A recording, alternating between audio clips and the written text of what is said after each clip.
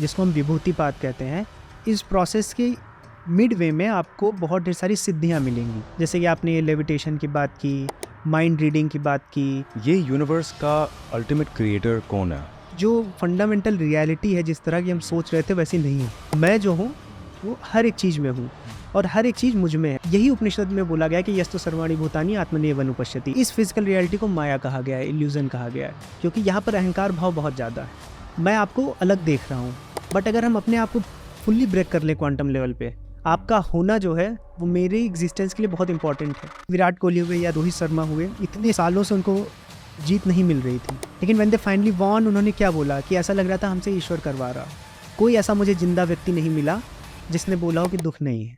इस जगत से दूर जाने का मतलब है आपको कर्म को रोकना पड़ेगा। अगर इस यूनिवर्स और इस वर्ल्ड के आप पार्ट हो तो आपको दुख होगा ही।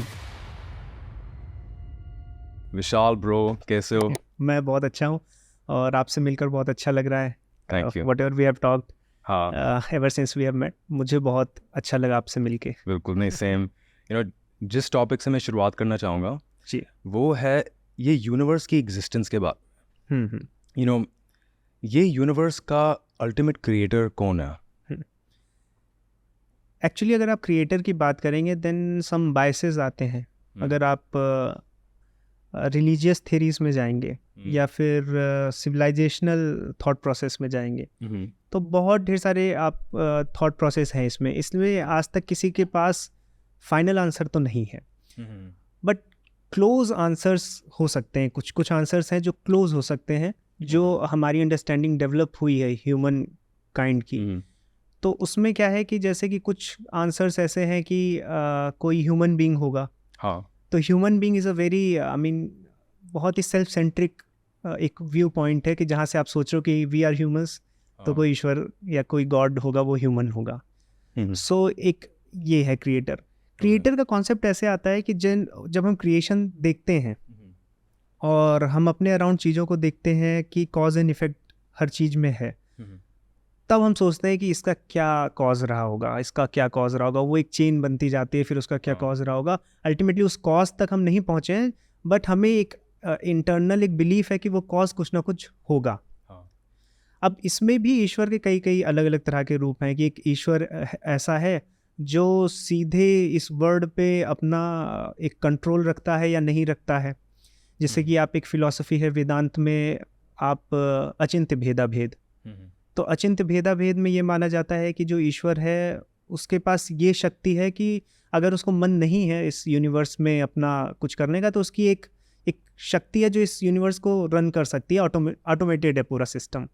लेकिन जब उसको कुछ उसमें घुसना है या फिर कुछ अपने तरीके से करना है तो ही कैन डू। तो फ्री विल होती है। हाँ, तो वो ईश्वर के पास वो फ्री विल मानी गई है। तो ये एक अचिंत्य भेदा भेद का पर्सपेक्टिव है। बट अगर वेदांत के अगर आप अद्वैत में आएंगे तो अद्वैत में थॉट प्रोसेस ऐसा है कि ये पूरा जो क्रिएशन इटसेल्फ इज क्रिएटर, मतलब हम सब क्रिएटर ही हैं। हम तो थॉट प्रोसेस है इसमें। हम मतलब इसके अलग अलग आप पहलुओं को जब समझने की कोशिश करेंगे तो ईश्वर को लेकर, जैसे आप बोल रहे हैं ना कि ईश्वर को लेकर जो अलग अलग ये थॉट प्रोसेस हमें दिख रहा है, किसी भी सब्जेक्ट पर जब बहुत डिफरेंट थॉट प्रोसेस होते हैं उसका मतलब यही होता है कि अभी उसका फाइनल आंसर नहीं है। चाहे वो कॉन्शियसनेस हो, चाहे वो आपका गॉड को लेकर हो, तो उसमें फाइनल आंसर्स तो किसी के पास नहीं है। लेकिन ये आपके पास तय है कि जो हमारा ये थॉट प्रोसेस है कि कोई गॉड है या कोई ऐसी एक शक्ति है जो इसको चला रही है, सुप्रीम पावर है, या फिर वो सुप्रीम पावर हम ही है या इसमें इन्वॉल्व है। क्योंकि देखिए पहले के थॉट प्रोसेस, अगर कोई एक गॉड है उसको आप किस पे मेज़र करेंगे कि वो हमें अगर स्क्रिप्चर से मिल रहा है तो आप उसकी मेरिट पे जज करते हैं कि वो स्क्रिप्चर में उस गॉड के बारे में क्या कहा गया है। लेकिन जब आप फिजिक्स में आते हैं या फिर आप उसको एक रैशनैलिटी से देखते हैं, तो अभी जो लास्ट 100 ईयर्स में खासकर जब वो क्वांटम रेवोल्यूशन आई है तो उसके बाद जब उसमें देखा जाने लगा कि गॉड की क्या डेफिनेशन हो सकती है, जब श्रोडिंगर और फिर उसके बाद आपके चाहे फाइनमैन हो, चाहे फ्रिट्ज ऑफ कापरा हो, या उसके बाद के जो लोग हैं और उन्होंने गॉड वो जब आके फिलॉसफी में घुसे कि नहीं भाई गॉड हो सकता है, क्योंकि न्यूटन के बाद से तो हम यही सोच रहे हैं, या उसके पहले से भी हमारा जो थॉट प्रोसेस यही था कि हम ऑब्जेक्टिवली चीज़ों को सोच लेंगे। उनके हिसाब से ये था कि जो हमारी क्रिएशन है, गॉड को हम किनारे रखते हैं, इस क्रिएशन में एक स्पेस है जिसको वॉइड बोलते थे, और मैटर है, और ये स्पेस और मैटर दो चीज़ है, और गॉड को किनारे रखते हैं। गॉड ने कुछ लॉज दे दिए हैं जिससे चल रहा है, इसको हम बहुत अच्छे से समझते हैं। लेकिन अल्टीमेटली ये 1930s और 40s में आते आते ये पूरी थ्योरी ब्रेक कर जाती है, और फिर ये पता चलता है कि हर एक पार्टिकल, जो इंडिविजुअल पार्टिकल है, उसमें गॉड लाइक प्रॉपर्टीज़ है। मैं गॉड पार्टिकल की नहीं बात कर रहा हूँ, मैं एक फिनोमिना की बात कर रहा हूँ कि जहाँ पे हमारा ये पर्सपेक्टिव था कि किसी एक आउटर पावर ने एक वॉइड और मैटर बनाया और क्रिएशन हुई है, एक क्रिएटर था। अब ऐसा नहीं है, अब ये है कि मैटर और जो ये पूरी मतलब स्पेस है, उसके साथ साथ फील्ड्स भी हैं जो मैटर और वॉइड से नहीं समझाई जा सकती, जैसे मैग्नेटिक फील्ड है, इलेक्ट्रोमैग्नेटिक फील्ड्स हैं। तो ये जो फील्ड्स हैं, फिर उन पर थेरीज आई, तो ये सिस्टम धीरे धीरे कॉम्प्लेक्स होता गया। जब हम इसमें और नीचे उतरते गए और नीचे उतरते गए, तब हमें समझ में आने लगा कि जो फंडामेंटल रियलिटी है, जिस तरह की हम सोच रहे थे, वैसी नहीं है। हाँ, इनफैक्ट आई थिंक कि रिसेंटली एक वो जो नोबेल प्राइज रिसेंटली वन हुआ था, वो फिजिक्स के लिए गया था, and I think it was based on के ये वर्ल्ड और रियलिटी इल्यूजन है। तो दैट मेक्स मी वंडर कि like is it can science ever be the same as spirituality? क्योंकि स्पिरिचुअलिटी एटलीस्ट अद्वैत वेदांता में ये बोला गया है कि जो ये रियलिटी है वो इल्यूजन है, बट साइंस भी in a way is coming around it. आपके पर्सपेक्टिव से एक तो थोड़ा एलैबोरेट करना कि ये इल्यूजन की थ्योरी ये क्या है, but also do you think कि साइंस और स्पिरिचुअलिटी कभी साथ में मिलके एक्सप्लेनेशन सेम दे पाएंगे, या do you think science and spirituality are enemies at the end of the day? No, they are not enemies. उसमें क्या है मैं आपको बताता हूँ। इसमें जैसे आपने जो नोबेल प्राइज़ की बात की है, आई थिंक कि वो आप बेल इनइक्वालिटी पे मिला था 2022 में। तो बेल इनइक्वालिटी पे अगर आप बात करेंगे तो वो मैं समझाऊंगा, वो उसके लिए मुझे 5 to 10 मिनट्स लगेंगे, मैं बिल्कुल समझाऊंगा। लेकिन जहाँ तक बात आती है साइंस और स्पिरिचुअलिटी की, साइंस और स्पिरिचुअलिटी ये एक दूसरा समय था जब लोग सोचते थे कि these are two different streams of thought. अभी ऐसा नहीं है। अभी बिल्कुल जो क्वांटम फिजिसिस्ट हैं, हार्डकोर, वो एट हार्ट वो साइंटिस्ट होते हैं, साइंटिफिक मटेरियलिज्म में बिलीव करते हैं, बट उनकी कहीं ना कहीं जाकर एक लिमिटेशन आती है। जब हम मैटर को समझने जाते हैं और कॉन्शियसनेस को समझने जाते हैं, ये दोनों ही ऐसी चीज़ है, फंडामेंटल चीज़। जब जैसे फिलॉसफी जब इवॉल्व हुई है वेस्ट में, क्योंकि यहाँ पर जो फिलॉसफी इवॉल्व हुई है, ईस्टर्न फिलॉसफी, चाहे वो चाइनीज़ हो, इंडियन हो, जापानीज़ हो, वो पहले से ही ये मान रहे थे कि वर्ड इल्यूजन है। वेस्ट नहीं मान रहा था, क्योंकि वेस्ट के लिए तो वर्ड ही वो प्लेग्राउंड है जहाँ पे सब कुछ हो रहा है, उनके लिए इल्यूजन नहीं है। बिल्कुल। तो वहाँ से फिर उनका जो फर्स्ट जो एक समझ लीजिए इल्यूजन की तरफ एक इशारा था, वो डिकार्ट का था, रेने डिकार्ट का।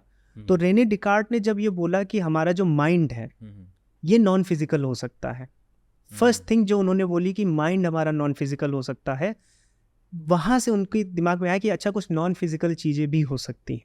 It was first thought west में जहाँ पर इस पर काम होना शुरू हुआ। और उन्होंने इसलिए ऐसा कहा कि रेने डिकार्ट ने इसलिए बोला कि मैं हर चीज़ पर अब देखता हूँ और डाउट कर सकता हूँ। मैं इस ग्लास वाटर पे, काउच पे, हर चीज़ पर डाउट कर सकता हूँ, क्योंकि इल्यूजन की थ्योरीज पहले भी रही हैं, तो रेने डिकार्ट उसको पढ़े होंगे। लेकिन मैं जिस चीज़ से समझ रहा हूँ, जिस कॉन्शियसनेस से समझ रहा हूँ, उस पर मैं डाउट नहीं कर सकता। अगर उस पर भी डाउट करूँगा तो फिर मैं फिर कुछ बचा ही नहीं। तो एक चीज़ पर मैं डाउट नहीं कर सकता, और वो एक सिंगल चीज़ है, मेरी कॉन्शियसनेस। तो वो मेरी जो कॉन्शियसनेस है उस पर डाउट नहीं कर सकता, तो वही एक ट्रुथ है जो मुझे पता है, बाकी चीज़ों पे मैं डाउट कर सकता हूँ। तो उन्होंने पूरा एक दो सिस्टम बना लिया कि एक वो चीज़ जिस पर मैं डाउट कर सकता हूँ, एक वो चीज़ जिस पर मैं डाउट नहीं कर सकता हूँ। उसके बाद से फिर जब इस पर एक पैरेलल स्ट्रीम और चली वेस्ट में, वो आके मिलती है फिर यहाँ 20th सेंचुरी में, 1920s और 30s में, जब क्वांटम फिजिक्स में बहुत से ऐसी चीज़ें देखी जाती हैं जो क्लासिकल फिजिक्स में सही नहीं बैठती हैं, जो कि न्यूटन की चली आ रही थी। तो जब वहाँ सही नहीं बैठती है, तो ये जो थॉट प्रोसेस था ये थॉट प्रोसेस वापस आता है। और इस समय क्या हुआ, इस समय एक बहुत अच्छी चीज़ हुई, स्वामी विवेकानंद जी का भारत से बाहर जाना, क्योंकि वो यहाँ से जब अद्वैत को या फिर वेदांत को लेकर गए और वहाँ पर टेस्ला हुए या फिर और लोग उनके बातों को सुने और इस थॉट प्रोसेस जो हमारे उपनिषदों में दिया गया इसको सुने, और उसके बाद ये चीज़ें जो उस समय हुई, तब जाके साइंस और स्पिरिचुअलिटी जो है वो एक जगह पर आकर खड़ी हुई। That's true. तब जाकर श्रोडिंगर उपनिषद को पढ़ते हैं, नील्स बोर उपनिषद को पढ़ते हैं। मैं उपनिषद और सनातन का ही नहीं बोलूँगा, वो टाओइज्म को भी पढ़ते हैं, वो जेन को भी पढ़ते हैं, वो चाइनीज़ फिलोसफी भी, वो ओवरऑल वो ईस्टर्न थॉट को पढ़ते हैं। और उसके बाद क्योंकि वो डाइजेस्टेबल नहीं है, अगर आप किसी एक पॉइंट ऑफ व्यू से जीते चले आ रहे हैं और वो पॉइंट ऑफ व्यू अचानक से उस पर एक अटैक होता है, तो वो सडनली आप उसको डाइजेस्ट नहीं कर पाते हैं, तब उनको वो ईस्टर्न थॉट प्रोसेस में आना पड़ा। और फिर उन्होंने देखा, अब इसको मैं समझाता हूँ आपको, ये नोबेल प्राइज से भी समझाता हूँ और जनरल अंडरस्टैंडिंग के लिए ऑडियंस की, क्योंकि क्या होता है इसमें कि हमें बहुत सी चीज़ें पहले तो अनलर्न करनी पड़ेगी। जो हमने स्कूल्स में पढ़ा है एक्चुअल में वैसा नहीं है। जैसे पहले हमने पढ़ा है कि हमारा जो माइंडसेट है अभी भी ऐसा है कि एक फंडामेंटल पार्टिकल होगा जहाँ तक हम पहुँच सकते हैं, building block of universe, building block. हाँ, ये हम सब ऐसे ही सोचते हैं। अगर हम बात करेंगे किसी से, तो हम किसी से पूछेंगे कि साइंस का गोल क्या है, तो ठीक है यूनिवर्स को समझना, बट यूनिवर्स का जो फंडामेंटल बिल्डिंग ब्लॉक है उसको समझना। अगर हम उस तक पहुंच जाएं और उसको ब्रेक ना कर पाएं, तो हम अल्टीमेटली रियलिटी को क्रैक कर लेंगे। ये होता है हमारा माइंडसेट, जबकि ये माइंडसेट बहुत गलत है। फंडामेंटल पार्टिकल पर आप पहुंच ही नहीं सकते। क्यों नहीं पहुंच सकते? इस पर एक पैराडॉक्स भी है कि आप पार्टिकल तक पहुंचते कैसे हैं, ये पहले समझना होगा। पार्टिकल तक आप पहुंचते हैं अपने ऑब्जर्वेशन से। अब आपका जो ऑब्जर्वेशन है वो लिमिटेड हो सकता है, तो आपने उसके लिए क्या किए, ऑगमेंट करने के लिए, एम्पलीफाई करने के लिए इंस्ट्रूमेंट बना लिए। लेकिन फिर भी पार्टिकल उस इंस्ट्रूमेंट से ही डिटेक्ट होगा। अगर कोई चीज़ डिटेक्ट हो रही है, यानी उसके अंदर कुछ ना कुछ गुण या वर्च्यूज़ हैं जिसकी वजह से वो डिटेक्ट हो रहा है, चाहे वो स्पिन हो, वेलोसिटी हो, मोमेंटम हो, उसका चार्ज हो, मास हो, कुछ ना कुछ तो है उसमें। और ये सब प्रॉपर्टीज़ क्या होती हैं, ये सब प्रॉपर्टीज़ कहीं ना कहीं उसके अंदर और पार्टिकल्स होते हैं जो मिलकर बनाते हैं। ऐसा देखा गया है कि जो न्यूट्रॉन्स है वो प्रोटॉन्स में ऐसे बदल रहे होते हैं कि न्यूट्रॉन से कुछ आप ये कह सकते हैं कि मीजॉन्स हो गए या फिर पायॉन्स हो गए जो निकलते रहते हैं, और फिर उनको फेवरेबल कंडीशन मिलती है तो प्रोटॉन बन जाते हैं। तो क्या होता है कि उनके अंदर से ये पार्टिकल्स निकल रहे हैं। तो जब उनके अंदर से पार्टिकल्स निकल रहे हैं और आप न्यूट्रॉन को देख रहे हैं, तो उनके अंदर आप इन पार्टिकल्स पर पहुंच गए। जब इन पार्टिकल्स को भी आप डिटेक्ट कर रहे हो, तो उनके अंदर भी कुछ ना कुछ ऐसा है जिसकी वजह से डिटेक्ट कर पा रहे हो। तो detection itself is the limitation on fundamentality of that particle. अगर आप किसी चीज़ को डिटेक्ट कर ले रहे हो, वो फंडामेंटल नहीं है, उसके अंदर और कुछ स्ट्रक्चर होगा। अगर उसके अंदर भी आप डिटेक्ट कर ले रहे हो और पहुंच जा रहे हो, तो उसके अंदर भी कुछ स्ट्रक्चर होगा, तभी आप डिटेक्ट कर पा रहे हो। अगर आप उसको भी डिटेक्ट कर ले रहे हो तो उसके अंदर भी कुछ स्ट्रक्चर होगा। तो ये एक सीरीज है। अब इस सीरीज में आप अगर डिटेक्ट कर ले रहे हो तो आप फंडामेंटल नहीं हो। दूसरा, ये तो एक पैराडॉक्स था, लेकिन इसमें ये भी है कि जब हम डिटेक्ट करने जाते हैं तो अभी तक हमें क्या लगता है, एक प्रोसेस ये है कि डिटेक्ट हम कैसे कर सकते हैं किसी पार्टिकल से छोटी चीज़ को, हम उस पार्टिकल को ब्रेक कर लें, तभी हम डिटेक्ट कर पाएंगे। अब जो सबसे छोटे पार्टिकल्स हमें मिले हैं, क्वार्क्स मिले या मीजॉन्स मिले या उनसे भी छोटे पार्टिकल्स मिले हैं, जब उनको हम कैसे ब्रेक करेंगे, उनसे भी ज़्यादा छोटी चीज़ों से उनको काटें या फिर हम उनको आपस में कोलाइड कराएं और वो टूटें। जब हम उनको कोलाइड कराते हैं तो हमें क्या दिखता है कि उनको कोलाइड कराने पर वो टूटने की बजाय कुछ पार्ट एनर्जी में चला जाता है, जो एनर्जी की तरह से निकल जाता है, और कुछ जो एनर्जी में बदलता है वापस मास में वही बन जाता है। सिमिलर पार्टिकल्स बन जाते हैं, कुछ नए पार्टिकल्स बनते ही नहीं हैं। तो एक समय तक था कि हमने एटम्स को ब्रेक किया, उसके अंदर हम हाइड्रॉन्स में गए, हम न्यूट्रॉन्स में गए, प्रोटॉन्स में गए, इलेक्ट्रॉन्स में गए, हमने उनको ब्रेक किया, हमें और अंदर की चीज़ें मिल गई। लेकिन जब उस लेवल पर जाकर हम ब्रेक करते हैं तो हमें वही पार्टिकल्स मिलते हैं। दूसरा, आप किसी एक पार्टिकल को उठाकर उसकी स्टडी नहीं कर सकते एज अ फंडामेंटल एंटिटी, क्योंकि वो पार्टिकल बहुत ढेर सारे दूसरे पार्टिकल्स पर डिपेंडेंट है। उसकी एग्जिस्टेंस ही तभी है जब दूसरे पार्टिकल्स हैं। तो आप जो अभी हमारा जो एक थॉट प्रोसेस है कि हमें एक फंडामेंटल पार्टिकल मिल जाएगा तो ये दो ऐसे पैराडॉक्स हैं जिनकी वजह से कभी नहीं मिलेगा। एक तो अगर आप डिटेक्ट कर ले रहे हैं तो नहीं मिलेगा, दूसरा जितनी भी चीज़ें अभी तक देखी गई हैं वो इंटरडिपेंडेंट है। प्रोटॉन, न्यूट्रॉन, ये सब इंटरडिपेंडेंट है। मतलब ऐसा नहीं हो सकता कि आप एक प्रोटॉन को अलग निकाल रहे हैं और उसकी स्टडी कर लिए। वो एक सीरीज है, वो पूरा एक जो सिस्टम है ना वो ऐसा ग्रो करता है। तो ये जो यूनिवर्स है ये पूरा वेब है, ये वेब ऑफ इवेंट्स है। आप इसको बिल्डिंग ऑफ पार्टिकल्स ना बोलकर वेब ऑफ इवेंट्स बोलिए। तो सब इवेंट्स हो रहा है, और ये बौद्ध धर्म ने पहले ही कह रखा है कि सब कुछ चेंज इम्परमानेंट है और सब इवेंट हो रहे हैं और एक दूसरे पर डिपेंडेंट है। ऐसे ही एक उपनिषद में श्लोक आता है कि यस्तु सर्वाणि भूतानि आत्मनेव अनुपश्यति सर्वभूतेषु च आत्मनम ततो न विजुगुप्सुते। उसमें क्या बोल रहे हैं कि जो हर एक चीज जो है, जैसे मैं हूँ तो मैं हर एक चीज में हूँ, आई मीन एवरीथिंग, और जो हर एक चीज है वो मुझ में है, यूनिवर्सल कॉन्शियसनेस। हाँ, मतलब इसमें ऐसा ये बोला जा रहा है कि मैं जो हूँ वो हर एक चीज में हूँ और हर एक चीज मुझ में है। ऐसा क्यों बोला जा रहा है, इसको समझना पहले के लोगों के लिए टफ रहा होगा, maybe they realised on some level, but अभी क्या है कि अभी हमारे पास साइंटिफिक बैकिंग है। जो वो पार्टिकल है वो पार्टिकल रह ही नहीं सकता अगर सब ना हो। It can not live. वो इट इज वो आउटकम है वो सभी पार्टिकल्स का जो उसके चारों ओर है, जो पूरा यूनिवर्स है। So that particle is an integral part of universe. और वो ऐसा नहीं हो सकता कि आप उसको रिमूव कर दिए यूनिवर्स कोलैप्स कर जाएगा। वो पार्टिकल जो है, जो इवेंट है वो इंटीग्रल है, यानी कि वो तभी है जब सब है। Okay, but then do you believe in the scientific theory such as Big Bang theory के यूनिवर्स का क्रिएशन वहाँ से हुआ था, or do you believe that it was always created? Like how do you believe के the universe was actually created? Because scientific, I mean, at least the most popular theory is Big Bang theory, but obviously Vedantic and other philosophies. I mean, Big Bang theory is still a theory. मैं जिस चीज़ की बात कर रहा हूँ, it is proven कि big bang theory के अपने स्ट्रॉन्ग पॉइंट्स हैं और अपने वीक पॉइंट्स भी हैं।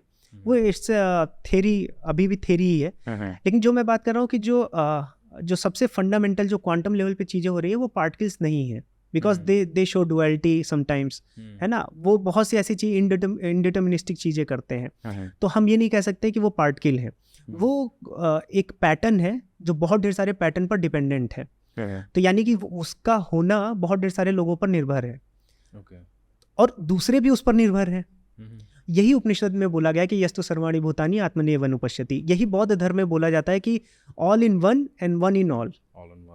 तो ये अब जाकर जो है क्वांटम फिजिक्स समझ रहे हैं कि ईस्टर्न फिलॉसफी में क्यों बोला गया, क्यों बोला जाता है कि मैं सब मेरे अंदर ईश्वर है और मैं ईश्वर में हूँ, या फिर मैं सब में हूँ सब मुझ में है।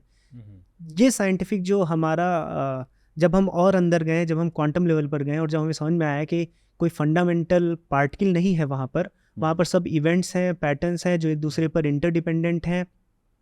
कोई ऐसा नहीं कि आप किसी एक एंटिटी को आप अलग करके उसको एक फंडामेंटल पार्टिकल बता दो कि भाई इससे यूनिवर्स बना है, ऐसा कुछ नहीं है। वो कांस्टेंट चेंज होता रहता है, कांस्टेंट इवेंट्स चल रहे होते हैं, वो एक दूसरे पर डिपेंड होते हैं। तो हम सब इस लेवल पर अपनी फिजिकल रियलिटी में भले अलग अलग महसूस हो रहे हैं, लेकिन उस लेवल पर हम सब एक दूसरे पर डिपेंडेंट हैं। इसीलिए इस फिजिकल रियलिटी को माया कहा गया है, इल्यूजन कहा गया है, क्योंकि यहाँ पर अहंकार भाव बहुत ज़्यादा है। यहाँ पर I see you as a different entity than me, मैं आपको अलग देख रहा हूँ। बट अगर हम अपने आप को फुल्ली ब्रेक कर लें क्वांटम लेवल पे, तो मेरे जो एटम्स है या जो मेरे अंदर की रियलिटी है वो आपसे, आपकी रियलिटी पर इंटरडिपेंडेंट है। आपका होना जो है वो मेरी एग्जिस्टेंस के लिए बहुत इंपॉर्टेंट है। इसमें बहुत से लोग ये क्वेश्चन कर सकते हैं कि मैं मर जाऊंगा तो कैसे डिपेंडेंट है, तब तो आर्यन रहेंगे। लेकिन मेरा मरना क्या हुआ, मेरा मास और एनर्जी तो कंजर्व ही रहेगा। मुझे जला भी दिया जाएगा तो मैं एनर्जी में कन्वर्ट होऊंगा और कुछ मेरी एशेस रहेंगी, वो मास है। तो मैं तो एग्जिस्ट करूंगा, मेरी कॉन्शियसनेस जो है वो कुछ फंडामेंटल दूसरी रियलिटी हो सकती है, वो कुछ दूसरा आई मीन आप कह सकते हो कि जैसे स्पेस है, टाइम है, जो जिनको हम फंडामेंटल्स कहते हैं। तो कॉन्शियसनेस भी एक हम कॉन्शियसनेस पर बात कर लेंगे। तो कॉन्शियसनेस एक फंडामेंटल चीज़ है, वो एक अलग है, लेकिन मेरी मास और एनर्जी इसी प्रकृति में रहने वाली है। बट आपने जैसे क्रायोनिक्स के बारे में सुना जो सो लाइक आजकल तो it's trending so much in western countries, European countries में हाँ, सारे मैंने ये भी सुना कि आप कुछ पैसे देके अपनी बॉडी को exactly cryonics basically you freeze your body hmm, in the hope कि अगर अभी कोई इलनेस है, cancer whatever, you can defrost it thousands of the years in the फिर फ्यूचर। बाद में जब टेक्नोलॉजी डेवलप होगी हम आपको हाँ। जिंदा कर इसके बारे में बात करना चाहूँगा। डू यू बिलीव कि एक तो ये पॉसिबल है भी या नहीं, या it's just a theory and they are experimenting? Number 2, अगर ये पॉसिबल है भी तो क्या ये एथिकल है? एथिक्स तो इनफैक्ट बहुत जगहों पर एथिक्स का बैरियर आता है। इनफैक्ट अगर आप कॉन्शियसनेस पर बात करेंगे और अगर हम कल को हम एआई की बात करते हैं, एआई को जो रिडक्शनिस्ट साइंटिस्ट है जो ये मानते हैं कि हम कॉन्शियसनेस को प्रोड्यूस कर सकते हैं लैब में, तो एक तरह से उनके ऊपर भी एथिकल बैरियर है, बाउंड्री है। और ये भी और ये डिपेंड करता है कि अब जैसे क्लोनिंग है, तो अब ये डिपेंड करता है कि हम किस डायरेक्शन में जा रहे हैं। अभी आप देखिए ये भी एक एथिकल बैरियर आने वाला है, क्रिएटिविटी। जब से एआई आया है हम देख रहे हैं कि थंबनेल से लेकर हर एक चीज़ हम एआई से बना ले रहे हैं। अभी हमारे लिए वो एथिकल बैरियर नहीं है, हम इसको प्रोग्रेसिव थॉट की तरह देख रहे हैं। हमें लग रहा है कि क्या हुआ, बट इससे जो सच में 30 दिन 40 दिन 1 साल 6 महीने में जो आर्ट वर्क बनती थी, तो उसके टैलेंट की कोई वैल्यू नहीं है अभी।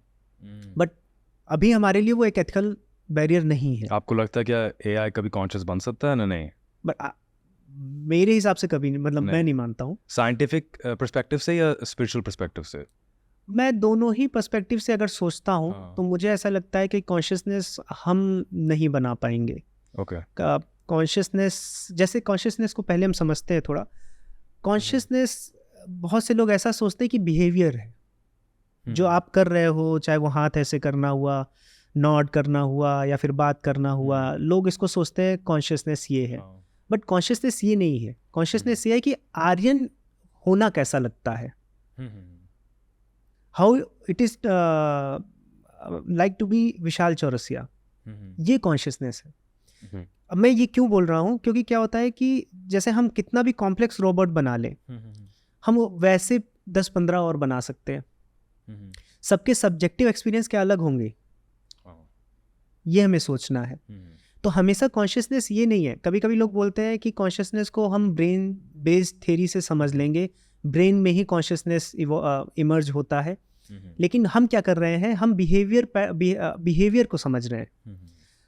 अगर मैं आपको समझने बैठूंगा कि आर्यन क्या करने वाला है, और ऐसी कोई साइंटिफिक टेक्नोलॉजी आ जाती है और मैं समझ जाता हूँ कि आर्यन ये करेगा या ऐसा सोचेगा, तो मैं उसकी कॉन्शियसनेस नहीं रीड कर रहा हूँ, या उसकी कॉन्शियसनेस को मैं नहीं डिकोड कर रहा हूँ, मैं उसके बिहेवियर्स को डिकोड कर रहा हूँ। कि जब आर्यन को डर लगता है तो ब्रेन के इस पार्ट में सिग्नल्स आते हैं, जब आर्यन ये बोलने वाला होगा तो ऐसा होता है। ये क्या है, ये मैं बिहेवियर समझ रहा हूँ। तो ये क्या है, काइंड ऑफ आप किसी पर ऑब्जेक्टिवली स्टडी कर रहे हो। आप रोबोट्स है, कितने भी हाईली कॉम्प्लेक्स रोबोट्स हैं, अगर मान लीजिए मैंने एक हाईली कॉम्प्लेक्स रोबोट बनाया है और आप रोबोटिक्स के एक बहुत अच्छे इंजीनियर हो, और मैं चला गया, तो आप उस रोबोट के बारे में कुछ दिन लगाओगे और सब समझ जाओगे कि इसके में जब ये रोबोट ऐसे बिहेव करता है तो एक्चुअल में इसके अंदर क्या होता है। लेकिन ये अगर ह्यूमन पे हम लगाएं, और जो आज न्यूरो साइंटिस्ट करते हैं वो बिहेवियर स्टडी करते हैं, वो कॉन्शियसनेस स्टडी नहीं करते, क्योंकि कभी भी ऐसा नहीं होगा कि ऐसा एक साइंटिफिक थ्योरी हो जाए जो मैं कैसा महसूस, विशाल चौरसिया होना, वो रेप्लिकेट कर दे। वो पूरा मुझे समझा सकते हैं कि मैं कैसे सोचता हूँ, मैं कौन से सपने देखा हूँ, मैं क्या बोल रहा हूँ, वो सब हम साइंस से समझ सकते हैं। हम मेरे ब्रेन में क्या पैटर्न चल रहा है ना। बट विशाल चौरसिया कैसे कर रहा है, मतलब उसको कैसा लगता है एज अ बीइंग, ये साइंस को नहीं समझ सकता है। इसकी एक लिमिटेशन है इसमें। जैसे एक मैरीज रूम करके एक थॉट एक्सपेरिमेंट है कि एक लड़की है जिसको कलर्स के बारे में सब कुछ पता है, लेकिन उसका जो वर्ड है वो कलरलेस है, ब्लैक एंड वाइट है, लेकिन उसको कलर के बारे में हर एक चीज़ पता है। उसको पता है रेड कैसा होगा, वो थ्योरेटिकली पूरा लिख सकती है। लेकिन जब फर्स्ट टाइम उसके सामने रेड आएगा तो उसका एक्सपीरियंस जो है, क्या वो न्यू नहीं होगा? नहीं होगा, है ना। तो जो सब्जेक्टिव एक्सपीरियंस है, ये लिमिटेशन है, क्योंकि साइंस ऑब्जेक्टिव है, साइंस चीज़ों को बाहर से पढ़ रही है। जो हमारा सब्जेक्टिव एक्सपीरियंस है, वो सब्जेक्टिव एक्सपीरियंस मेरे हिसाब से हम नहीं रेप्लिकेट कर सकते हैं। मैं गलत भी हो सकता हूँ, बट जहाँ तक मैं देख पा रहा हूँ हमारे सब्जेक्टिव एक्सपीरियंस ही हमें यूनिक बनाते हैं, और कॉन्शियसनेस हमेशा यही रही है कि ऐसा होना कैसा होगा, यही कॉन्शियसनेस है। तो मतलब मैं यही आपको कॉन्शियसनेस पर बता रहा था कि ये एक ऐसा पार्ट है कॉन्शियसनेस, और एक मैटर ऐसा पार्ट है जहाँ पर जाकर साइंस स्पिरिचुअलिटी से मिलती है और कहीं नहीं। आपने जो प्रश्न किया कि साइंस और स्पिरिचुअलिटी कभी साथ में आएंगे या अपोजिट स्ट्रीम्स है, तो जो मैटर की हमने सब एटॉमिक रियलिटी पढ़ना शुरू किया, और वहाँ पर जब जाना कि matter is not always solid thing, वो एक इवेंट्स हैं, उसमें डुअलिटी है, उसमें हम बहुत ढेर सारी ऐसी चीज़ें देखते हैं जो हम प्रेडिक्ट नहीं कर सकते, और या फिर हम प्रेडिक्ट करते भी हैं तो उसमें वैसा फिजिक्स नहीं लगता है जो फिजिक्स हम अभी तक देखते आए हैं। और उसको समझने के लिए लोगों ने स्पिरिचुअलिटी, खासकर ईस्टर्न स्पिरिचुअलिटी और ईस्टर्न मिस्टिसिज्म या ईस्टर्न थॉट प्रोसेस में आए, और जब कॉन्शियसनेस की बात होती है तब ईस्टर्न थॉट प्रोसेस में आते हैं। तो ये दो ऐसे जगह हैं जहाँ पर साइंस और स्पिरिचुअलिटी साथ में काम करते हैं। तो जिस चीज़ को हमें 60-70 साल लगना है, वी कैन डिकोड इट, अगर कभी हम डिकोड करते हैं विद इन 20 और 30 ईयर्स। नहीं, ब्यूटीफुली सेड। आई नो हम लोग साइंस के बारे में भी बात कर रहे हैं, बट मैं थोड़ा सा गियर शिफ्ट करना चाहता हूँ। आजकल वेस्टर्न कंट्रीज में, यूरोपियन कंट्रीज में, and even in India, gender identities is a very popular topic. Like, I mean, at least in US, over 40 different gender identities are. 40?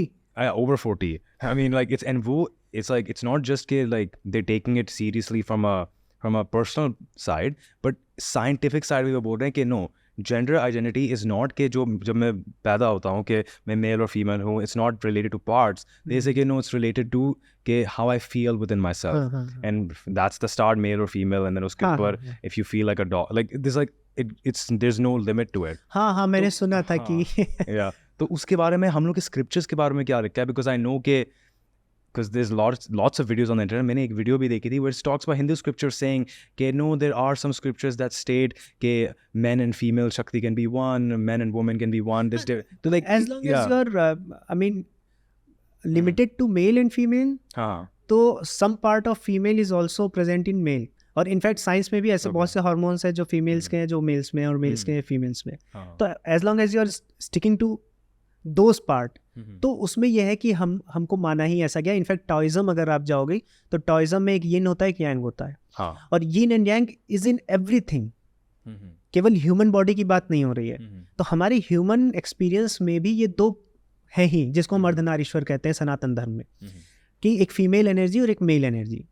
तो हो सकता है कि डेफिनेटली कि कुछ लोग फीमेल, और नॉट नेसेसरली कि फीमेल एनर्जी का मतलब एक फीमेल लड़की से है।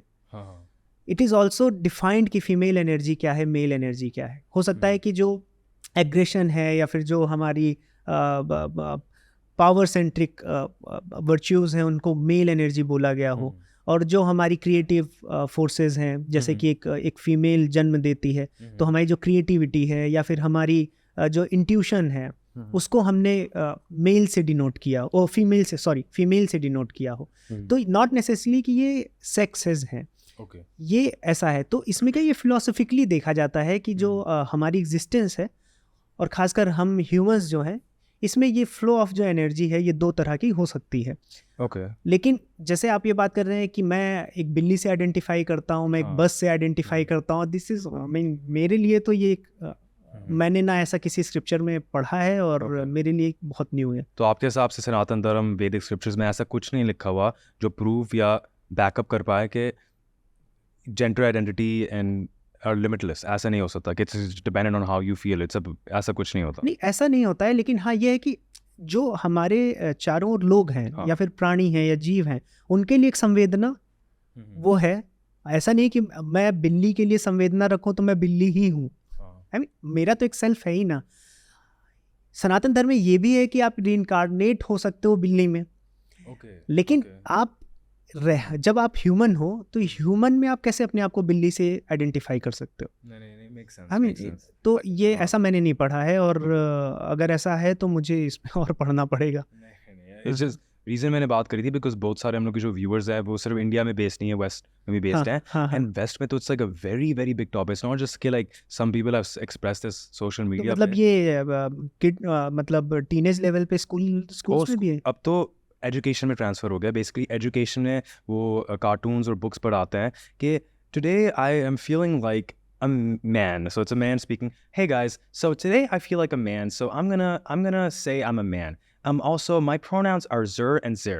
I don't want you to call me you. तो like ऐसे ट्रांसफर हो रहा है, and वो अब education kindergarten first grade second में भी इसका रहा है, and I feel like because हम लोग स्पिरिचुअलिटी के बारे में बात कर रहे हैं, स्क्रिप्चर्स के बारे में बात कर रहे हैं, एंड अ लॉट ऑफ जो हम लोग के व्यूअर्स हैं वो इंटरेस्टेड हैं स्पिरिचुअलिटी में, बट मोस्ट इंपॉर्टेंटली उसके प्रैक्टिकल एस्पेक्ट्स कि जो कल्चर में इंफॉर्मेशन आ रही है जेंडर के बारे में, आइडेंटिटी के बारे में, इसमें स्पिरिचुअलिटी एक्चुअली मैं क्या देख रहा हूँ, जैसे जैसे हम ग्रो कर रहे हैं, इनफैक्ट मेटलिज्म में यूएस हमसे 20-30 ईयर्स अहेड ही होगा मेटलिज्म में, और हम जैसे जैसे इन चीज़ों में आगे बढ़ रहे हैं, we want to be everything, है ना? जैसे कि क्या हुआ, हमारे पास पहले एंटरटेनमेंट के कितने ऑप्शंस थे? नहीं थे। अभी हमारे पास 1 क्लिक ऑप्शंस हैं, लेकिन फिर भी हम फ्रस्ट्रेटेड हैं। वो तो है। तो उसके बाद एक समय ऐसा आएगा कि अभी जो हमारी डिज़ायर्स हैं, खासकर मेटलिस्टिक डिज़ायर्स, वो फुलफिल्ड, अभी क्या है कि ऐसे लोग हैं जिनकी बहुत सी डिज़ायर्स नहीं फुलफिल होती हैं, है ना? सर्टेनली, बट टेक्नोलॉजी के थ्रू और भी एडवांसमेंट के थ्रू ऐसा भी समय आएगा जब ऐसी कोई डिज़ायर नहीं बचेगी that can not be fulfilled, सारी डिज़ायर्स फुलफिल हो जाएंगी। तो अब दो चीज़ें होती हैं किसी चीज़ से वैराग्य पाने का, 2 ही ऑप्शन है अगर किसी चीज़ से आपको छूटना है। पहला ये कि आप के अंदर वो दृढ़ शक्ति है, वो संकल्प है, और आपने वैराग्य ले लिया ये जानते हुए कि उस चीज़ से वो चीज़ मिथ्या है या इल्यूजन है, कुछ भी आप कहें। दूसरा, आपने उस चीज़ को इतना यूज़ कर लिया कि आपके लिए यूजलेस हो गई। ये 2 ही प्रोसेस हैं। आपको कार है, BMW है, तो आप 2 ही स्टेजेस है, आप नहीं लेंगे। पहला, यू वेरी वेल नो कि BMW से कोई मेरा फ़ायदा नहीं है, उससे इन्वायरमेंट का नुकसान भी होगा, रिसोर्सेज का नुकसान होगा, मैं साइकिल से भी जा सकता हूँ, in fact walking is far better than driving a car for health. ये जब कॉन्शियसनेस है तब आप BMW छोड़ोगे, या फिर आप BMW खरीद लो, उसको 6 महीने चलाओ या 2 महीने चलाओ, 1 महीने चलाओ, और फिर आपको लगे कि मुझे मज़ा नहीं आ रही। तो ये 2 तरीके हैं। तो फर्स्ट, स्पिरिचुअलिटी का जो तरीका है कि आप कॉन्शियस डिसीजन लेते हैं कि ये चीज़ सही नहीं है, उसके लिए आपको फेथ चाहिए। दूसरा, ये जो मेटलिस्टिक वे है, जो अभी आप कह रहे हैं कि मैं सब कुछ होना चाहता हूँ, अभी क्या है कि 1 क्लिक सारे सॉल्यूशंस हैं हमारे पास। ये एक ऐसा समय आएगा आज से 50-100 साल बाद कि हमारे पास सारे सॉल्यूशंस होंगे और हम इतने फुलफिल्ड होंगे कि हमें हर चीज़ का जो एक एडिक्शन है, जो हर चीज़ है, वो उससे हम छूट जाएंगे, हमारे पास नई चीज़ें रहेंगी ही नहीं करने को। तो वो भी एक इमोशनल न्यूट्रलिटी हम रीच करेंगे। तो वो यही हो रहा है, अभी हम उसी तरफ आगे बढ़ रहे हैं। अभी जो US में ये शुरू हुआ है कि आई एम एवरीथिंग, कि मैं कभी कैट बन रहा हूँ, तो वो क्या है कि ठीक है, मैं कुछ मेरे पास अभी सब कुछ हो गया है, तो अभी एक नई चीज़ चाहिए। No, I understand, नहीं, सॉलिड पर्सपेक्टिव है, but you know you touch the topic of happiness, तो मैं हैप्पीनेस के बारे में बात करना चाहूँगा in connection to especially meditation, because recently ना मैंने लास्ट ईयर पिछले साल मैंने एक ट्रांसेंडेंटल मेडिटेशन का कोर्स किया था हैदराबाद में। It was a global event, 10,000 से ज़्यादा लोग थे वहाँ, और हम लोग ने at the end of the course levitation भी करी थी, and it was based on sutras, specifically it was based on Patanjali Sutras, and it was a Siddhi program. तो मैं आपसे बात करना चाहूँगा, एक तो हम लोग के स्क्रिप्चर्स में सिद्धि के बारे में क्या लिखा हुआ है, एंड दो अबाउट मेडिटेशन इन जनरल। आपके साइड से आप क्या एडवाइस करोगे कि मेडिटेशन की इंपॉर्टेंस क्या है, आप if you do meditation yourself, about that? देखिए, आप did you really got levitated? So I'll be 100% honest with you. Beginning में मैं बहुत skeptical था, like I thought कि ये तो impossible है, and they gave a lot, I don't know if you know about it, but they gave a lot of different sutras, Sanskrit में भी था, English में भी था, but at the end I don't think I should be explaining a lot about my experience, but there was an energy in my spine, in my kundali, and at that point हम लोग साधना पता नहीं कितने घंटों के लिए कर रहे थे, 1-2 घंटे के लिए एटलीस्ट साधना, एंड उन्होंने सूत्र से बोला, वो भी साइलेंस में हम लोग बोलते हैं मन के अंदर, and I did levitate, yogic flying उसको बोलते हैं, बिकॉज एंड एक तो होता है कि voluntary I did it, I didn't do it voluntary. At that point मेरी जो अवेयरनेस थी, I felt like I am in a state where I am not aware of my body. एक physical realm से मैं दूर चला गया था. And at that point I started moving my body up and down without actually being aware of it on a physical level. तो हाँ, technically मैंने levitation करी थी, but I would want you to elaborate कि scriptures में इसके बारे में क्या लिखा हुआ है, not only सिद्धियाँ and stuff, but spirituality, meditation के बारे में भी elaborate कर लेना. मेडिटेशन के लिए तो जो मतलब स्क्रिप्चर हमें मिलता है, ओल्ड टेक्स्ट की आप बात करेंगे तो पतंजलि जी का योग सूत्र है, जहाँ पर अभी तो मेडिटेशन की बहुत टेक्निक्स इवॉल्व हुई हैं और बहुत ढेर सारी टेक्निक्स को आगे बढ़ाया गया है, बट वहाँ पे हमें अष्टांग योग का पतंजलि योग सूत्र में मिलता है. रही बात सिद्धियों की, जैसे मैंने इसलिए आपसे पूछा कि क्या सच में आप लेविटेट किए थे, तो चूँकि ऐसा मैंने योग में, प्राणायाम में इन चीज़ों को करने से आप हाईली अवेयर हो जाते हैं, अल्ट्रा अवेयरनेस होती है, क्योंकि आपके मन में जो बहुत ढेर सारी चीज़ें होती हैं वो थोड़ी देर के लिए तो रिमूव हो जाती हैं. मंकी माइंड जो हाँ, और जितना कम आपके पास थॉट रहता है उतने ज़्यादा आप हैप्पी फील करते हो, क्योंकि लेस थॉट. इनफैक्ट गोल तो ज़ीरो थॉट का है. आप अभी देखो, कभी भी आप जब हैप्पी होते हो, कभी भी हैप्पी, एक्साइटेड नहीं, हैप्पी, तो आप हैप्पी जब भी होगे तो बहुत ही काम माइंड से ही हो पाते हो. और ऐसा कोई मेथड नहीं है हैप्पीनेस का कि जहाँ पर आपके माइंड में चार चीज़ें, वो एक्साइटमेंट होगी. आपका बर्थडे हो सकता है, वो आपका ग्रेजुएशन ईयर है, आपने कुछ क्रैक किया है, वो सब एक्साइटमेंट, वो हैप्पीनेस नहीं है. तो वो हैप्पीनेस क्या है, हमेशा हैप्पीनेस आपको एक या दो थॉट हाईली या फिर ज़ीरो. इसलिए कभी कभी आप देखिए, when you woke up in morning and you had a deep sleep, आप हैप्पी हो, बिकॉज वो थॉट नहीं है. तो वो जो थॉट नहीं है, यहीं से पतंजलि जी का योग सूत्र प्रारंभ होता है कि योगा चित्त वृत्ति निरोधा, कि आप के चित्त में वृत्तियों का निरोध ही योग है. और योग क्या है, योग ऐसा नहीं कि आप अपने आप को पनिश कर रहे हो, you are not punishing yourself. योग को ऐसे नहीं देखा गया है. गोल ही उसका यह है कि आप उस आनंद को प्राप्त कर सको, उस हैप्पीनेस को. वो हैप्पीनेस तभी आएगी जब ये थॉट, यहाँ से आप काम रहोगे, खाली रहोगे. उसके लिए फिर वहाँ पर वो 4 पार्ट में उस पूरे स्क्रिप्चर्स को उन्होंने बांटा है, योग सूत्र को. तो जिसमें आप सबसे पहले आते हैं समाधिपाद. तो उसमें आपको वो समझाते हैं कि ये समाधियाँ, मेडिटेशन होता क्या है, तो उसको वो डिफाइन करते हैं. फिर साधन पाद आता है, उसमें वो बताते हैं कि क्या इंस्ट्रूमेंट्स आपको लगेंगे, इक्विपमेंट क्या लगेंगे, क्या प्रोसेस लगेगा उसको रियलाइज़ करने में, जो फर्स्ट पार्ट में उन्होंने बताया है. थर्ड पार्ट में वो बताते हैं कि जब इस प्रोसेस में आप जाओगे, जिसको हम विभूतिपाद कहते हैं, तो इस प्रोसेस के मिड वे में आपको बहुत ढेर सारी सिद्धियाँ मिलेंगी. जैसे कि आपने ये लेविटेशन की बात की, माइंड रीडिंग की बात की, या फिर हम उसमें कहते हैं कि आउट ऑफ बॉडी एक्सपीरियंस हुआ, या फिर हम उसमें बोलते हैं कि पूरा यूनिवर्सल कॉन्शियसनेस से आपका पैरेलल हो जाना. तो ये उसमें उन्होंने लिस्ट किया है, और उसमें छोटी से लेकर बड़ी उन्होंने 30-40 सिद्धियाँ लिस्ट की हैं. But at the end of that chapter वो कहते हैं कि this siddhis are not your goals.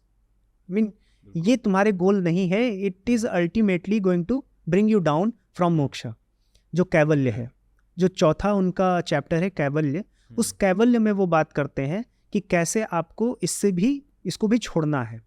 अब क्या होता है कि मोस्ट ऑफ द टीचर्स और मोस्ट ऑफ द योग जो पढ़ाते हैं practitioners, they only teach you first second, they will skip the third and they will move on to fourth. क्यों स्किप करते हैं third? Mostly because today superstitious ये लगता है, that is why people don't want to teach it.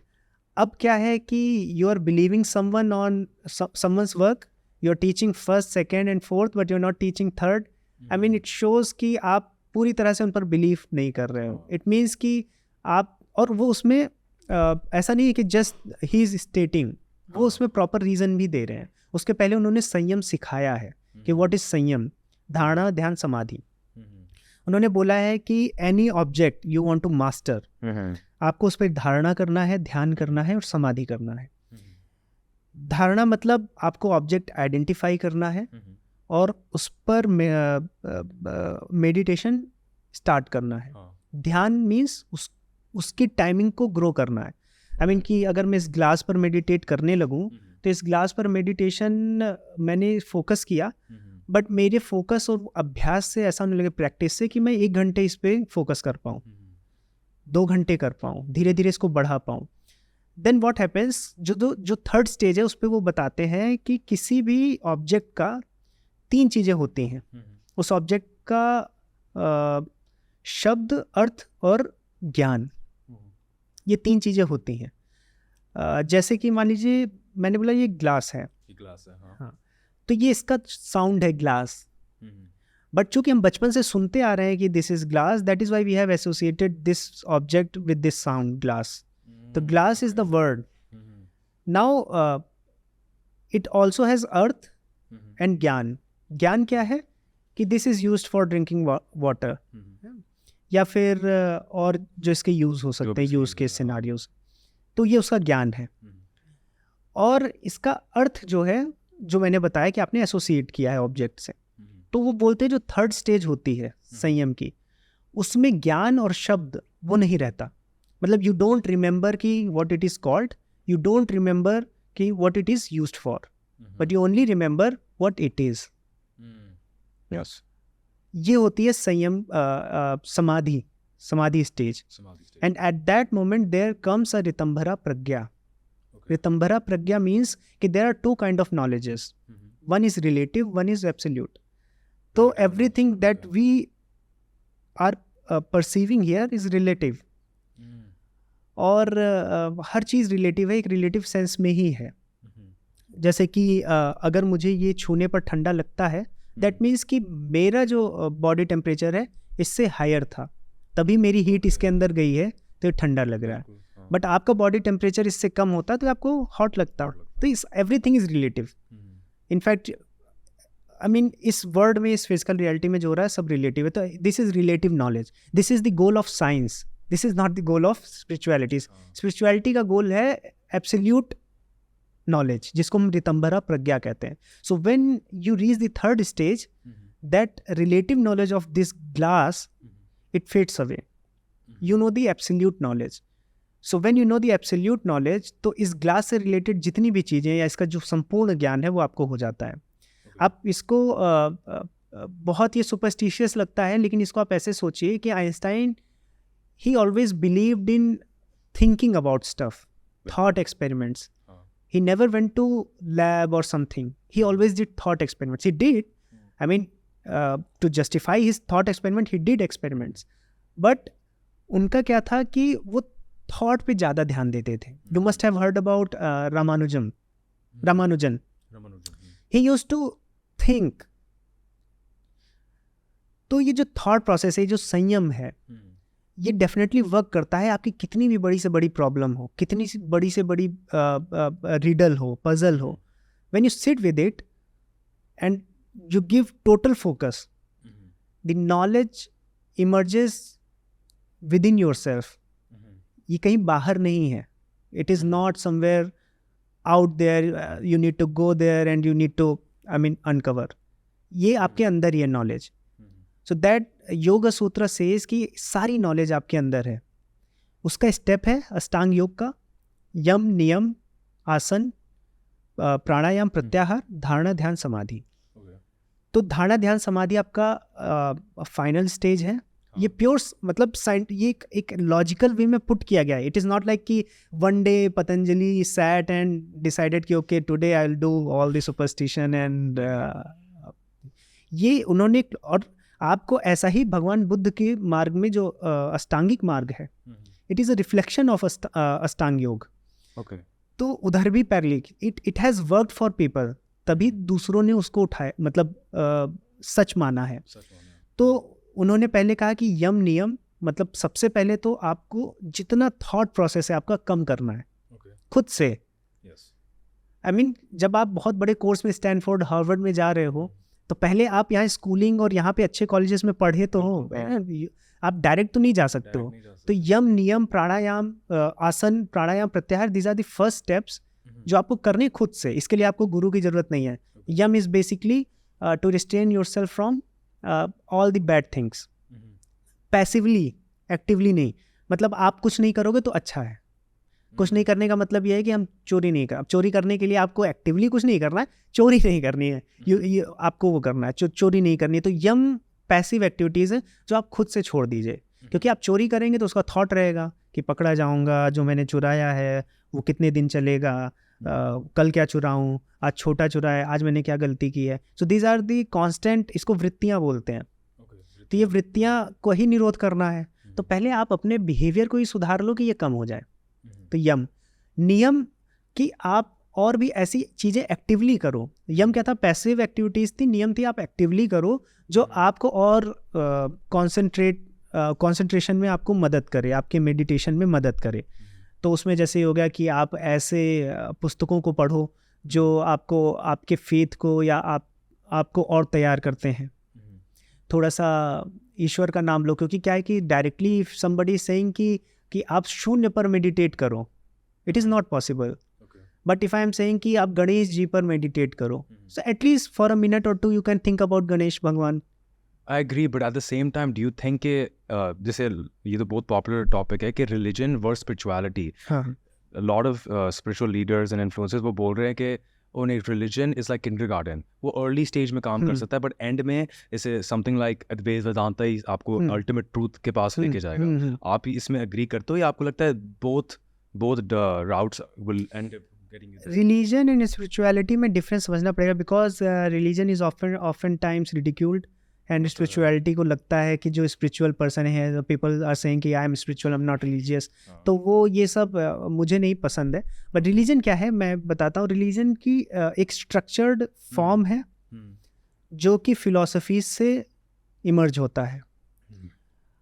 अगर आप hardcore philosophy में जाते हो, उसको समझते हो और उस पर प्रैक्टिस करते हो, दैट इज स्पिरिचुअलिटी।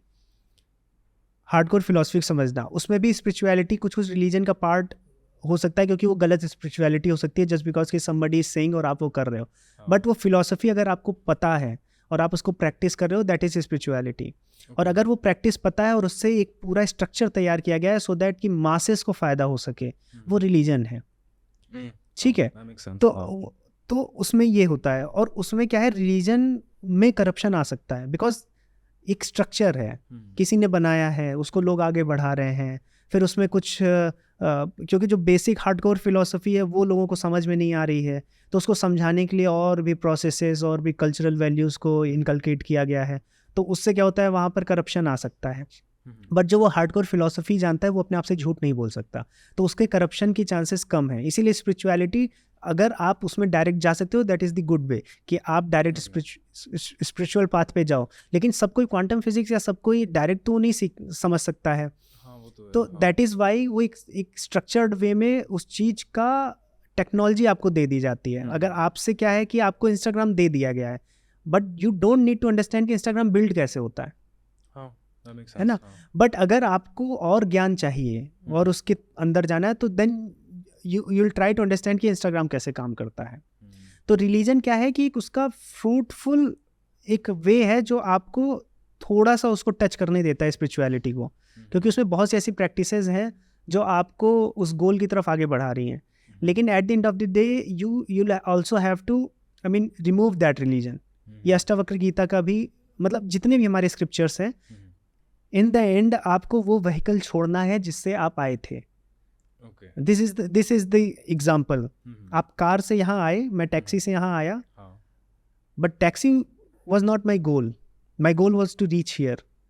तो I had to get rid of that taxi. तो अभी क्या है कि धर्म वो टैक्सी है, इज नॉट धर्म is religion is that taxi. But वो रिलीजन से अगर आप उस टैक्सी से आते हैं और आपको आगे बढ़ना है, तो then you have to leave that religion उसके बिना आप आगे नहीं बढ़ पाओगे। तो आपके हिसाब से जैसे let's say eventual goal, ultimate goal is enlightenment, है ना। तो are you saying कि भक्ति योग के थ्रू एनलाइटनमेंट नहीं मिल पाएगी, सिर्फ ज्ञान योग के थ्रू एनलाइटनमेंट मिल पाएगी? नहीं, सबके थ्रू मिल जाएगी। सबके थ्रू। इनफैक्ट सनातन धर्म तो इतना इंक्लूसिव है कि even if you play music, I mean some of your friends here play music, तो वो म्यूजिक भी आपको एनलाइटनमेंट दे सकती है। दैट इज़ वाई हमारे यहाँ पे जो धार्मिक चीज़ों से जोड़ा गया, जो बंसी वादक हैं, जो तबला वादक हैं, they become so good at that thing कि उनको उससे ऐसा तादाद में हो जाता है कि उसमें वो ईश्वर दिखने लगते हैं। दैट इज़ वाई हमारे यहाँ वो सरस्वती माँ की एक इमेज है कि वो ईश्वर, क्योंकि उनके लिए सरस्वती माँ ज़्यादा अच्छे ईश्वर हैं रैदर देन कि हनुमान जी। एक रेसलर भी मोक्ष पा सकता है, इसीलिए उनके लिए हनुमान जी हैं। That is why all people of Haryana और वो रेसलिंग करते हैं वो हनुमान जी की, क्योंकि भाव ही है। हमें अपने भाव जागृत करके थॉट्स को कम करना है। तो थॉट्स को हम कैसे कम करेंगे? जो म्यूजिशियन है वो अपने थॉट्स को रेसलिंग से तो नहीं कम कर सकता। तो इसीलिए फिर सरस्वती जी की एक रहती है, या फिर म्यूज़िक को लेकर जो एक भाव है, आप उसमें इतना हो गए कि दिस वर्ड, आप इस वर्ड से पूरी तरह डिस्कनेक्ट हो गए। तो वो इस अब जैसे आप ये रिसेंटली सुने होंगे, बहुत से क्रिकेटर्स हैं जो बहुत हार्ड फॉट, जिनको विन मिलती है। अब अभी विराट कोहली हुए या रोहित शर्मा हुए, इतने सालों से उनको जीत नहीं मिल रही थी, लेकिन व्हेन दे फाइनली वॉन, उन्होंने क्या बोला कि ऐसा लग रहा था हमसे ईश्वर करवा रहा। क्यों? क्योंकि वो जो मोमेंट था जिसमें आपसे 1 बिलियन से ज़्यादा लोग एक्सपेक्टेशन लगाए हैं, पूरा स्टेडियम इतना चिल्ला रहा है, आपको फोकस्ड होना पड़ेगा, आपको अपने दिमाग से सारे थॉट्स हटाने पड़ेंगे, अदरवाइज आप उसको बेकार कर दोगे। और उस मेंटल अवेयरनेस पे आप देख रहे हैं क्रिकेट कैसे इन्वॉल्व कर रहा है आपको हायर बीइंग से। तो क्रिकेट में जब आपने उस अवेयरनेस को लाई कि मुझे इतना मजबूत होना है, फोकस करना है कि मुझे सिर्फ गेंद दिख रही है और मुझे मेरा गोल दिख रहा है, that is a experience, divine experience. तो केवल ये कहना कि केवल भक्ति योग से या फिर केवल ज्ञान योग से ही मिलेगा, ऐसा नहीं है। In fact cricket, in fact whatever you are doing, आप उसमें इतना तल्लीन हैं कि आप उस अल्ट्रा अवेयरनेस को पा रहे हैं। आप बहुत ढेर सारी जो आउटर सिग्नल्स हैं, जो फालतू के सिग्नल्स हैं, उनसे दूर जा रहे हैं। हाँ, मटेरियलिस्टिक सिग्नल से दूर जा रहे हैं, भूल जा रहे हैं, तो वो आप अवेयरनेस को पाते हैं। अल्टीमेटली देखिए, जो आप इनलाइटनमेंट की बात कर रहे हैं, ये दर्शनों में हमारे यहाँ इसको सबसे पहला स्टेप जो मोक्ष को बोला जाता है वो है दुख निवृत्ति। वो ऐसा नहीं है कि आप कुछ ऐसा हो गया और आप गायब हो गए, या फिर आपकी डेथ हो गई और फिर वापस रीबर्थ नहीं हो रहा है। फर्स्ट स्टेप है दुख निवृत्ति, दुखों का निवारण, यही मोक्ष है। ज़्यादातर दर्शनों में गोल क्या है? सिंपल डेफिनेशन कि आपकी सफरिंग्स जो है वो स्टॉप हो गई। सफरिंग्स को स्टॉप करना। अब सफरिंग स्टॉप हो गई, और अगर आप जिंदा हो, इफ़ यू आर लिविंग, तब भी आप मोक्ष में हो। But it is not possible, ऐसा देखा नहीं गया है।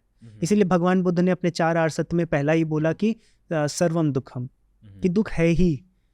कोई ऐसा मुझे जिंदा व्यक्ति नहीं मिला जिसने बोला हो कि दुख नहीं है, बड़े से बड़ा, छोटे से छोटा। तो उन्होंने जब ये बोला कि दुख है ही, तो दुख का निवारण ही मोक्ष है। अब जब दुख का निवारण हम कैसे करेंगे? जब इस वर्ड में दुख है ही, तो इस वर्ड से पहले मुझे डिटैच होना पड़ेगा। तो जो डी अटैचमेंट है आपका, जो वो आप पहले तो किसी भी प्रोसेस से हो सकता है ना। तो वही मैंने एग्जांपल दिया, क्रिकेट से भी हो सकता है कि आपने डिटैच कर लिया अपने आप को, जहाँ से आपको आपके दिमाग में 1-2 थॉट आ रहे हैं, ज़्यादा नहीं आ रहे हैं, यू हैव डिटैच योरसेल्फ।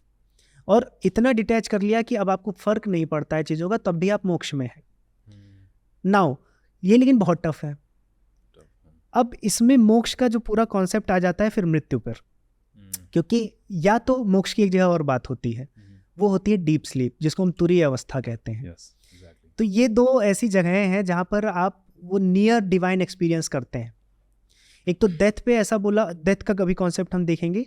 तुरीय अवस्था जो है, जब आप विदाउट ड्रीमलेस स्लीप लेते हैं, तो ऐसा माना जाता है कि आप थे, आप शून्य को एंजॉय कर रहे थे, उस हैप्पीनेस को।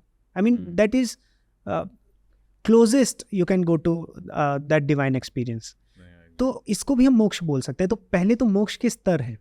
जो डायरेक्ट इनलाइटनमेंट है वो ये है कि आपको सब कुछ पता चल गया, इसकी रियलिटी पता चल गई। वैशेषिक ने अलग बताया, वैशेषिक दर्शन ने कहा कि ये सेट ऑफ तत्व हैं, इनको जान लिया तो आपको मोक्ष मिलेगा। जैसे उन्होंने बोला कि द्रव्य, गुण, कर्म और इसके अलावा जो वहाँ पर है, तो उन्होंने जो बताया कि इसको अगर आप समझ लिए तो आपको मोक्ष हो जाएगा। आप इसमें आते हैं, न्याय में आते हैं, तो न्याय में आपको 15-16 तत्व बताए गए हैं, उसको आप समझ लिए तो आपको मोक्ष है। योग में आते हैं तो योग में आपको बोला गया है अगर आपने अपने पुरुष यानी अपनी चेतना, अपनी कॉन्शियसनेस को समझ लिया और आउटर वर्ल्ड को से डिटैच कर लिया तो आप मोक्ष में हैं। तो ये स्टेज जीते जी भी हो सकती है अगर आपको दुख नहीं, क्योंकि गोल क्या है, गोल हर दर्शन का ये है कि दुख निवृत्ति, तो दुख निवृत्ति ही करना है। अब इसमें जब मृत्यु हो जाती है, जैसे जब आप डेथ को डेथ होती है, तो उसके बाद क्या है, आपका जो जड़ है, क्योंकि कॉन्शियसनेस को, जैसा मैंने बताया, कॉन्शियसनेस को दर्शन पार्ट मानते ही नहीं बॉडी का। कॉन्शियसनेस को एक डिफरेंट एंटिटी ही मानते हैं जो बॉडी से कर्म संस्कारों के माध्यम से जुड़ी हुई है। एक कॉन्शियसनेस है जिसको आत्मा बोलते हैं। वो आत्मा एक जो हमारे जड़ बॉडी है, जो हमारा मसल है या हमारा पूरा स्ट्रक्चर है, उससे कर्म संस्कारों से जुड़ी हुई है। अब इस जगत में छोटे से छोटा पार्टिकल भी कर्म कर रहा है। कोई भी एक ऐसी चीज़ नहीं जो स्टिल हो, कोई भी चीज़ नहीं है, इसीलिए इसको जगत बोला गया है। जगत मीन जिसमें गति हो, तो कोई भी ऐसी चीज़ नहीं है जिसमें स्टिलनेस हो, मोशनलेस हो, सब कुछ चला है, नहीं, सब में कर्म है। इस जगत से दूर जाने का मतलब है आपको कर्म को रोकना पड़ेगा, otherwise will be a part of this world और दिस यूनिवर्स। अगर इस यूनिवर्स और इस वर्ल्ड के आप पार्ट हो तो आपको दुख होगा ही। There is no escape from suffering if you are part of this world. तो जब देखा गया कि इस वर्ल्ड का इंट्रिंसिक जो उसके अंदर एक इनग्रेन चीज़ है वो है मोशन, और वो मोशन को कर्म की तरह देखा गया। इस कर्म से जब आप बच पाओगे तब आप इस वर्ल्ड से मुक्ति पाओगे। इसीलिए बोला गया कि ये जो आपकी कॉन्शियसनेस इस वर्ल्ड से जब जुड़ती है ना, तो कर्म से जुड़ती है, क्योंकि ये वर्ल्ड में कर्म है ही, वो कर्म आपको जोड़ता है। जैसे ही उस कर्म को आप समाप्त करोगे हमेशा हमेशा के लिए, तब आपको वो दूसरा मोक्ष है कि वो फिर उसमें आप रिबर्थ नहीं होते हो। इसको आप ऐसे समझिए जैसे हम बैठे हैं, हमारा एक सेल्फ है, ठीक है, जो मैंने समझाया कि मेरा एक सब्जेक्टिव एक्सपीरियंस है। ये मेरा जो सब्जेक्टिव एक्सपीरियंस है ये बहुत कांस्टेंट है। मैं जो विशाल चौरसिया हूँ ये बहुत कॉन्स्टेंटली बना हुआ है। जब मैं 3-4 साल से, जब से मुझे वो अवेयरनेस आई है और आज तक कभी भी ब्रेक नहीं हुई है, कभी भी एक सेकंड के लिए मुझे नहीं लगा कि मैं विशाल चौरसिया नहीं हूँ। तो ये एक सेल्फ है जिसमें कोई चेंज नहीं आ रहा, लेकिन हमारी बॉडी में तो लगातार चेंज आ रहा है। मैं कुछ कर रहा हूँ, मेरी कैलोरीज अप जाती हैं, डाउन आती हैं, मैं रोज़ थकता हूँ, रोज़ कुछ खाता हूँ तो मेरी एनर्जीज चेंज हो रही हैं, मेरा मास चेंज हो रहा है ना, एवरीथिंग इज़ चेंजिंग। तो जो जड़ पार्ट है मेरी बॉडी का, दैट इज़ चेंजिंग, बिकॉज ये जगत है जिसमें गति है। लेकिन जो मेरा सेल्फ है, जो मेरा एक सब्जेक्टिव एक्सपीरियंस है विशाल होने का, वो नहीं चेंज हो रहा। डेथ, अब ये तो मुझे समझ में आ गया कि एक सेल्फ है और एक पूरा हमारा जड़ है, जिसको हम बोल सकते हैं, जड़ को इंग्लिश में क्या कहते होंगे, बट मैं दर्शन की भाषा में बता रहा हूँ। जो जड़ है मतलब जिसमें कॉन्शियसनेस नहीं है, जो अनकॉन्शियस बीइंग चीज़ है, तो वो जो जड़ है और एक कॉन्शियसनेस या सेल्फ है, वो जब साथ में है तब भी सेल्फ नहीं चेंज हो रहा, केवल यही चीज़ चेंज हो रही है और हमें पूरा अपना जो हम काम कर रहे हैं वो दिख रहा है। तो जब ये अलग होंगे डेथ पे, तो ये तो फिर चेंज हो जाएगा, हम इसको जला देंगे, इसको गाड़ देंगे, इसको जो कर देंगे, बट ये फिर भी नहीं चेंज होगा। लेकिन इसकी फंडामेंटल एक फंक्शनिंग है कि इसको जड़ चाहिए। अब ये तो चला गया क्योंकि ये नश्वर था, तो ये फिर से उठाएगा। तो ये क्या है कि ये सांख्य दर्शन का प्रोसेस है कि जो प्रकृति तो एक ही है, मास मतलब मैटर और एनर्जी तो एक ही है, लेकिन जो ये सेल्फ है ना, ये बार बार इसमें फंसता है, बार बार इसको लपेटता है। और किससे लपेटता है, मैंने बताया, कर्म से। तो हमारी बेसिक फिलॉसफी ये बनती है कि अगर हम कर्मों को ख़त्म कर दें, कर्म ही समाप्त हो जाए, तो ये कभी फंसेगा नहीं। और जब ये कभी फंसेगा नहीं, जगत में आएगा नहीं, तो हमें कभी दुख नहीं होगा। तो ये क्या है, ये हाईएस्ट लेवल ऑफ मोक्ष है। ये दुख का समूल नाश है। लेकिन दुख का नाश तो हम यहाँ भी कर सकते हैं एक हद तक, और अगर एक हद तक कर सकते हैं और इतना हम अपने आप को अवेयर कर लें, पहले इसीलिए आप देखिए कि जो साधु संत थे वो अपने आप को डिटैच करके फॉरेस्ट जा रहे हैं या फिर, और ये पार्ट था हम सबका, ऐसा नहीं था कि केवल एक इंडिविजुअल का था। हमारे यहाँ वानप्रस्थ और संन्यास आश्रम सबके लिए था कि आपको अपने आप को डिटैच करना ही है। हम आपको एक अपॉर्चुनिटी दे रहे हैं मोक्ष पाने की। इट वाज नॉट लाइक कि जब एक इतनी अच्छी चीज़ हमें पता है, दुखों से निवृत्ति, तो हम ये अपॉर्चुनिटी हम सबको देंगे। और वो लास्ट के 25 ईयर्स हम आपको ये अपॉर्चुनिटी, आज ये अपॉर्चुनिटी थोड़ी देखा है। आज तो ये देखा जाता है कि घिसी पिटी या एक ऐसी चीज़ है कि कोई इसको नहीं मानेगा। बट उस समय ये इतनी प्रीशियस चीज़ मानी जा रही है, जो कि आज भी प्रीशियस है, बट हमें नहीं पता है। उस समय सबको अपॉर्चुनिटी दी जा रही है कि आप अपने आप को डिटैच करके समाज से जितना ज़्यादा से ज़्यादा समय आप अपने साथ बिताएं, कम से कम थॉट के साथ, उतना आपकी दुख निवृत्ति होगी। और चूँकि हमारे स्क्रिप्चर्स में ये माना गया है कि जैसी मृत्यु के समय आपके कर्म होते हैं, उसी तरह से नया सेल्फ फिर उन कर्मों से, उन मैटर और एनर्जी से जुड़ता है। इसलिए आप मरते समय बहुत ज़्यादा इनलाइटेंड या बहुत ज़्यादा ज्ञानी की तरह मरे, जिससे जब नेक्स्ट टाइम आप मैटर और एनर्जी से मिलें तो ऑलरेडी ये जो पूरा नॉलेज है ये आपके साथ रहे और फिर उससे ऊपर आप उठें। ऐसे करते करते आप एक समय ऐसा आएगा कि जो मोक्ष की सर्वोच्च अवस्था है वहाँ पहुँच जाएंगे। और सांख्य दर्शन का ये पूरा मानना है कि अगर आप कॉन्शियसली या अनकॉन्शियसली मोक्ष की तरफ नहीं भी जाते हैं तो एक ऐसा समय आएगा कि आपका मोक्ष हो जाएगा, डेफिनेटली हो जाएगा। क्योंकि सांख्य प्रकृति को एक नाटक मानता है, एक वीडियो गेम मानता है। एक वीडियो गेम आप 1 साल खेल सकते हैं, 2 साल खेल सकते हैं, 5 साल खेल सकते हैं, 10 साल खेल सकते हैं, जिंदगी भर नहीं खेल सकते।